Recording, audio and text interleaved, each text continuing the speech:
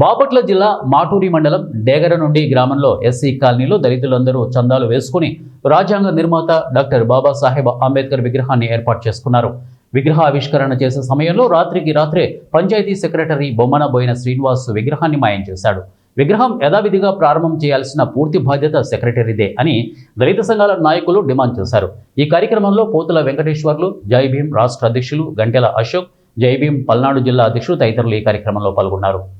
ఇక్కడ ఎస్సీ సామాజిక వర్గం మొత్తం కూడా భారతరత్న రాజ్యాంగ నిర్మాత అందరి వాడు డాక్టర్ బాబాసాహెబ్ అంబేద్కర్ విగ్రహాన్ని నిర్మించుకోవాలని తీసుకొచ్చి విగ్రహాన్ని నాటి పెడితే అక్కడ ఉన్నటువంటి గ్రామ పంచాయతీ సెక్రటరీ అక్కడ డేగరమూడి గ్రామంలో అగ్రవర్ణాలకు కొమ్ము కాస్తూ వాళ్ళకు బానిస బతుకుతూ అంబేద్కర్ గారి విగ్రహాన్ని అర్ధరాత్రి కూడా తొలగించుడు.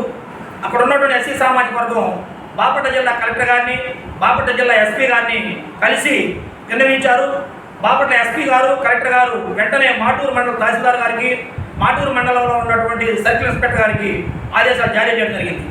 నిన్న బాపట్ల జిల్లాలో ఉన్నటువంటి మా అన్న, మా సోదరుడు చార్వాకన్న మాటూరు సిఐ గారిని, మాటూరు ఎంఆర్ఓ గారిని కలిసి అయ్యా మా అంబేద్కర్ గారి విగ్రహాన్ని ఇక్కడ ఉన్నటువంటి పంచాయత్ సెక్రటరీ డేగరమూడి గ్రామంలో ఉన్నటువంటి అగ్రవర్ణాలు ఉన్నటువంటి కొంత దుర్మార్గులు వాళ్ళ కొమ్ము కాస్తూ పంచాయత్ సెక్రటరీ దుర్మార్గుని అంబేద్కర్ గారి విగ్రహాన్ని అవమానపరిచి దొంగిలించి ఎక్కడో దాపెట్టాడు. మా విగ్రహాన్ని మనకు తీసుకొచ్చి ఆ స్థలంలోనే అంబేద్కర్ విగ్రహాన్ని ఎక్కడైతే దొంగిలించాడో అక్కడే పెట్టాలి.